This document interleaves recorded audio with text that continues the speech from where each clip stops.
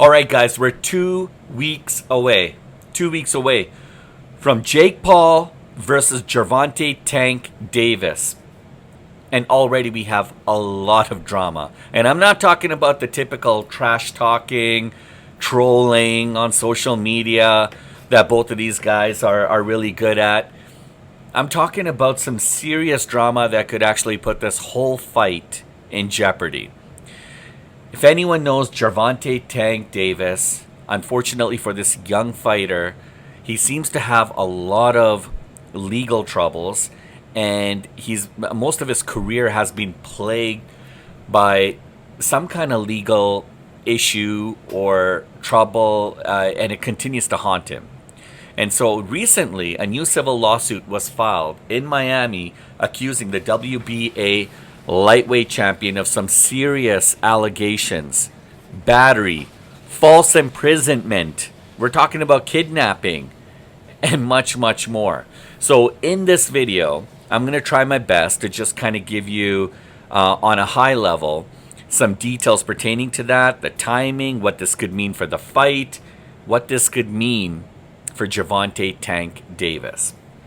And as you're aware, this fight's supposed to happen on November 14th, like literally 2 weeks away, guys. And this is seriously upsetting.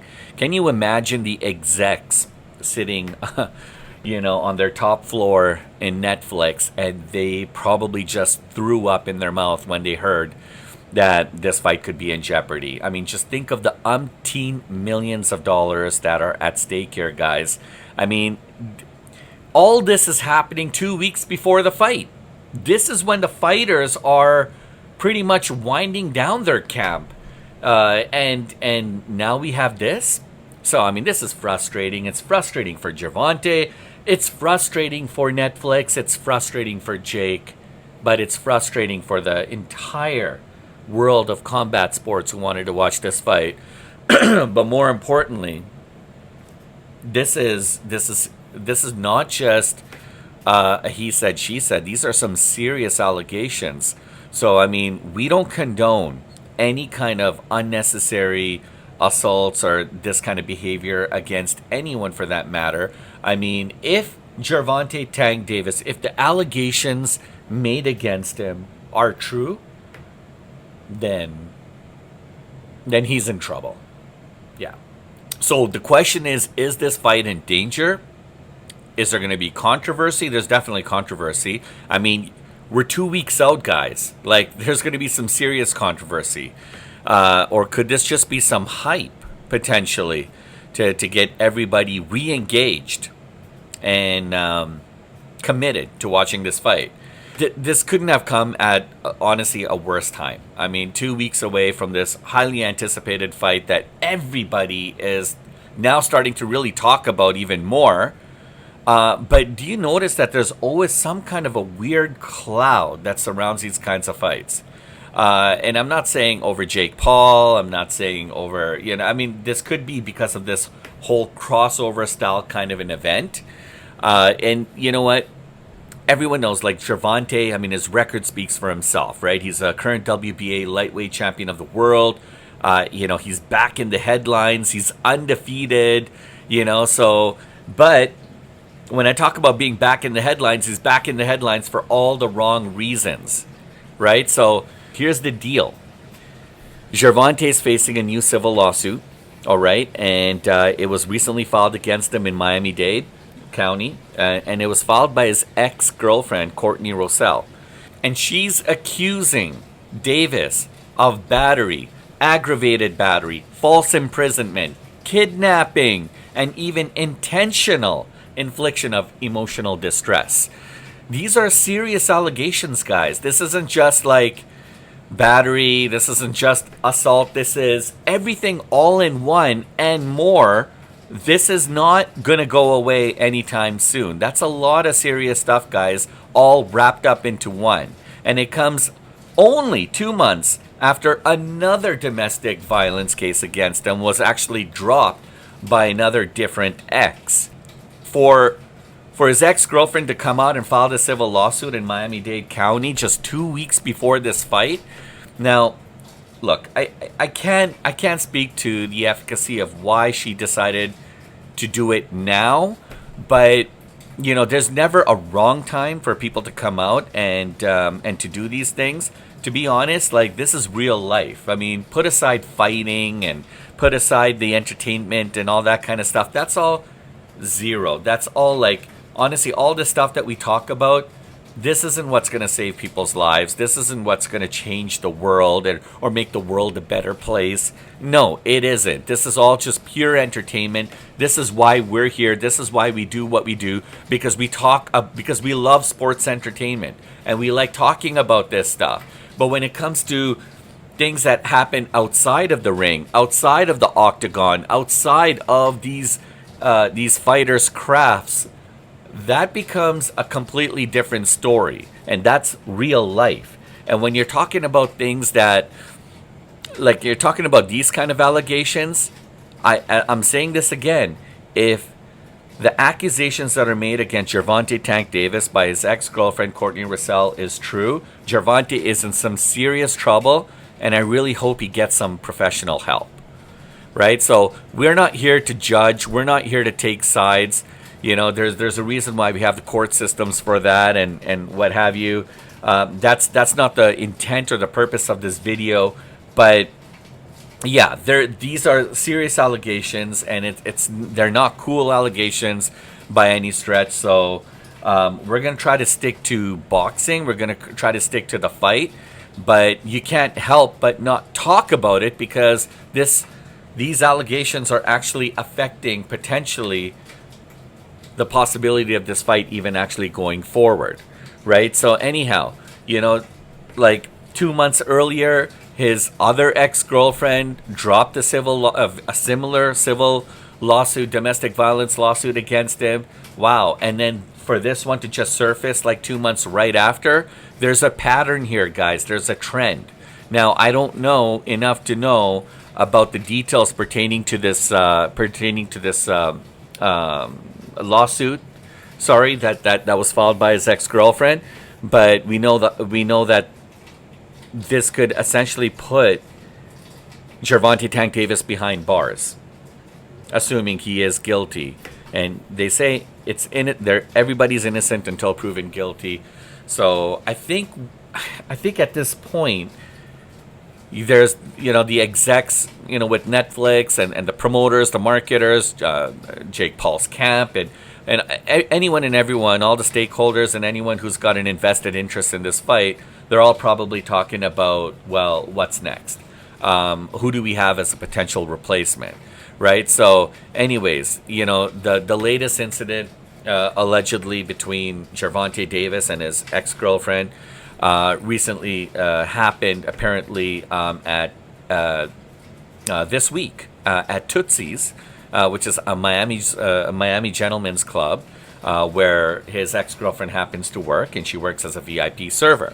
And she claims that Tank stormed into the club, confronted her in a back room with no cameras, and then dragged her through a stairwell, kitchen, and parking garage before attacking her again.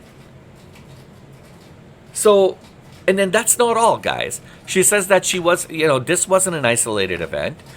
In the lawsuit, she actually mentions that she lists at least 4 prior incidents of violence and threats, including text messages from Davis that allegedly told her that he was going to unalive her. Wow. So I'm just trying to recap this story. So Courtney works as a VIP server in a Miami's gentleman club. And this is not an instant, guys, because I've been getting a lot, like, I've been talking to some people about this, and some folks have been chiming in and telling me, oh, well, you know what? Because when the news first broke out, people were, and I was talking to folks and stuff, and people were like, no. This is really sad. I feel bad for Gervonta, because this kind of stuff happens all the time. And this is stuff that probably happened years ago or several months ago or something like that along those lines. And now all of a sudden, she decides to come forward and file the lawsuit now, knowing that the stakes are really high, that he's got a big super fight payday coming up. And it's just 2 weeks away from that potential event. So why not? This person is probably trying to be a disturber and trying to sabotage Gervonta's career by dropping these allegations now. First of all, that's not the case. This incident happened within the last week. So it's not like this.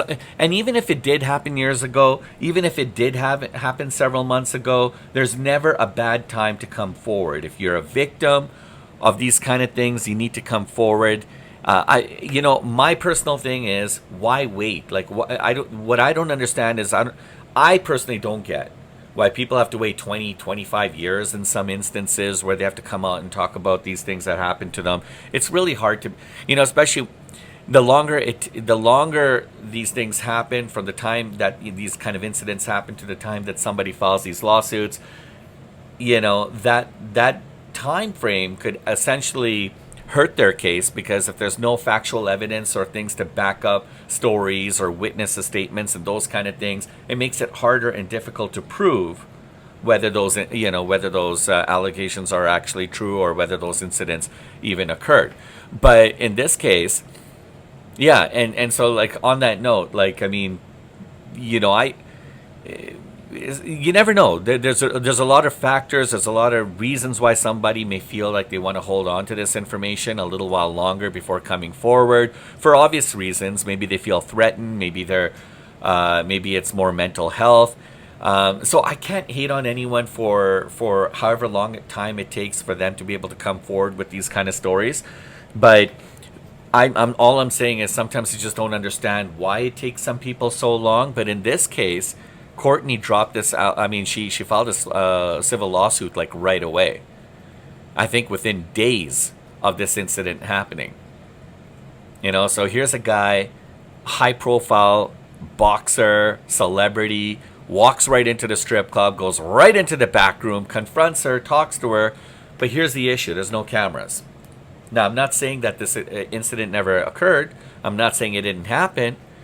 But when you don't have cameras to corroborate your story, it does make things a little bit more difficult. But nonetheless, these are serious allegations. So they are going to be taken seriously. And everybody is taking note of this, including Netflix and all the big power money promoters and marketers that are behind this fight. And I mean, the fact that this is not just an isolated incident, that, she's actually named off at least 4 other prior incidents of similar occurrences happening towards her, of violence and threats from Gervonta. And she's even got text messages to back it up about the kind of language that he used against her. That's going to make things very, very uncomfortable for Tank Davis. All right, and so, like, with this latest encounter, Roselle was saying that Davis texted her and said, "I'm on my way to your house." And I mean, guys, that's pretty chilling. That's pretty scary stuff. So we all know that this isn't the first time that Tank's been in the headlines for any kind of legal trouble. Unfortunately, this young man has been haunted and plagued by these kind of legal issues happening quite often. It's been like a regular occurrence, right? And now he's had multiple run-ins with the law, okay, from a hit and run in Baltimore that earned him 90 days of house arrest, to other, like, domestic-related, cases that were essentially later dropped, right? So I'm not sure if he bought them off or what, or God knows, who knows. I mean, I wasn't part of those proceedings or anything like that, nor did I actually investigate them, but those charges against them were dropped, but again, they're still on the record, right? So this one, though, does hit a little bit differently, mainly because of the timing. We're talking about 2 weeks away from this massive exhibition fight. And I mean, when we're talking about a massive event, this is a massive event, guys. There's a lot of huge money, power brokers behind this fight. It's already been drawing some serious hype online. Right, lots of discussions have occurred because of this. Gervonta's also got to give up his title, vacate his title. There's a lot of big things a lot of factors that kind of go into this fight, and a lot of things that are going to happen because these two are deciding to lace up the gloves in an exhibition fight. So naturally, the big question is, does this lawsuit actually jeopardize the fight? As of right now, and according to ESPN, Tank's reps technically haven't really commented as per se, but Jake Paul's camp hasn't responded either. But we do know, and from what we're hearing, that there's some speculation and rumors that they're already aggressively looking for a new fight. Okay, so there's been like representatives apparently from Jake Paul's camp have made offers to people like Carl Froch, to even Ryan Garcia. Now this is interesting, right? To potentially face Paul, maybe not necessarily in November because it might be too early to take on this fight, but now we're probably looking at maybe a December fight, assuming that Tank Davis and Jake Paul can't fight on November 14th. Now, Sports Illustrated has also, sources from Sports Illustrated have also confirmed that Jake Paul's camp has aggressively sent out offers to other folks as well, outside of the two names that I just mentioned, right? So, anyways, this is like some some serious stuff, guys, and I don't even know honestly what to make of this. It's really sad to be honest, but I'm sure Nakisa Bideri and the Jake Paul CEO of his MVP Productions and promoter is probably just like beside themselves, But I mean, this is the job, all right. That this is kind of what happens, right? So I mean, again, I'm not sure where we go with this. I don't know how much of an impact this lawsuit is going to have on the current fight right now between Davis and Paul. I mean, even if this fight continues, what kind of a mindset or frame is Gervonta going to be in when he goes into this fight?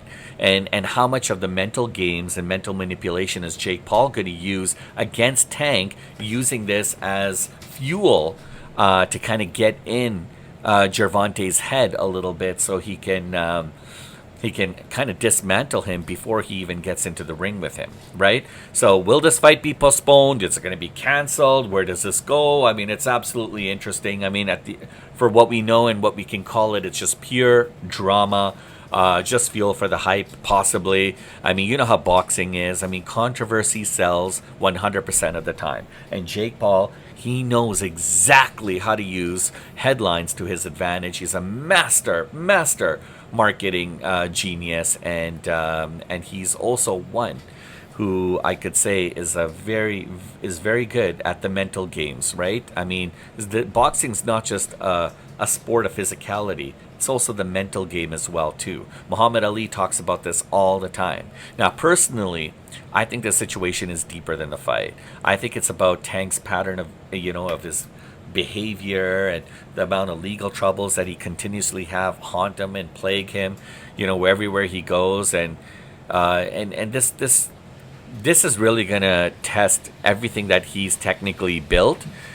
So look, I've said it before. Tank Davis, he's one of the most talented fighters of this generation, hands down. Okay, he is a superstar. All right, but talent itself will not erase accountability. I'm sorry, but if you do the crime, you gotta pay with time. All right, and if the allegations are correct and if they're true against Davis, then he is going to have to face the ramifications of his actions, and that's just pure, plain and simple. It's frustrating to see someone with so much potential like Gervonta repeatedly making the same kind of mistakes over and over again, and being in the headlines all for the wrong reasons. And look, guys, this isn't just boxing gossip. I mean, these are serious allegations, and it's absolutely frustrating. And at the end of the day, we as fans, we want to see this fight. We don't want to watch Tank in the courtroom. Like, WTF, man. Like, get it together, guys. Anyways, I mean, could this fight be resolved legally? It's possible. You know, I don't. I mean, I don't know if it's been done before. It's most likely that's probably why the previous charges were dropped.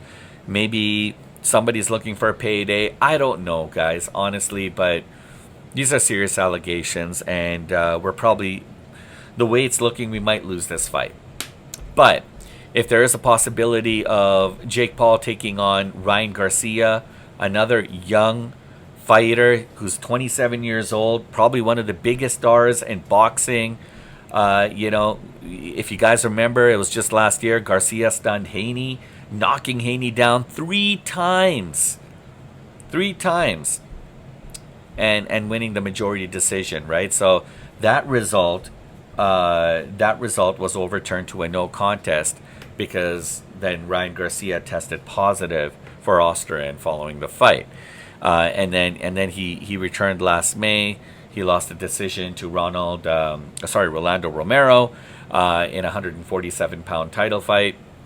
And so, you know, Garcia has a history himself, but this guy is super quick, fast. He's definitely, I mean, is he still like kind of an elite echelon fighter? I don't know. But I mean, he's been calling out Jake Paul for quite some time, especially over his Jake Paul's win over Mike Tyson, and he's been really putting down this whole charade, like he calls it a charade, like, you know, like he doesn't like the idea of these crossover events, and he's publicly expressed his viewpoints and opinions on that, and the fact that he's been calling out Jake Paul for quite some time, and it's been documented. And look, he's not just a small guy. He's got like over 12 million followers on Instagram, right? So that said, that could also make a very compelling argument to Jake Paul's camp and the execs at Netflix that this guy could be a legit replacement to Gervonta Tank Davis. And so anyways, and you have to understand too, Garcia's promoter, it's Golden Boy, right? And so Golden Boy is no flyweight. I'll tell you right now, Golden Boy Productions, you know, with Oscar De La Hoya and what have you, these guys are serious, and these guys know how to negotiate contracts. So if it's going to happen, there's a strong chance this fight could actually go down, again, in the event that Tank Davis and Jake Paul don't make it through. So, yeah, I mean, if this fight is scrapped, guys, I mean, it's going to be another fall, unfortunately, for Davis, whose career's been plagued by legal troubles, including multiple arrests, you know, for domestic violence. Yeah, it's really sad, you know.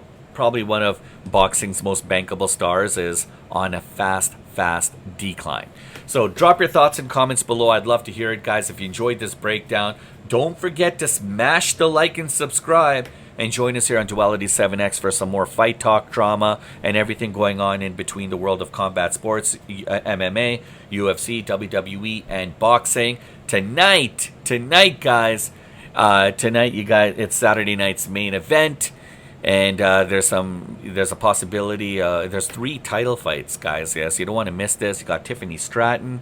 Tiffany Stratton is taking on Jade Cargill for the women's WWE title, and then you've got Cody Rhodes taking on Drew McIntyre, and then also CM Punk is going to take on Jey Uso for the vacant WWE title. That's vacant because of Seth Rollins' injury, and a lot of people are talking about Punk might be walking away with gold. That's going to be really interesting, guys. And then, of course, you know, there's you've got Dominic Mysterio taking on Rusev and taking on Penta in a 3-way fight as well too. It's going to be a great event. And then we also have UFC Fight Night as well too. So guys, there's a lot of stuff that's going on, and I can't wait to talk to you guys more about it. Enjoy the rest of your guys' day. I'll chat with you guys soon.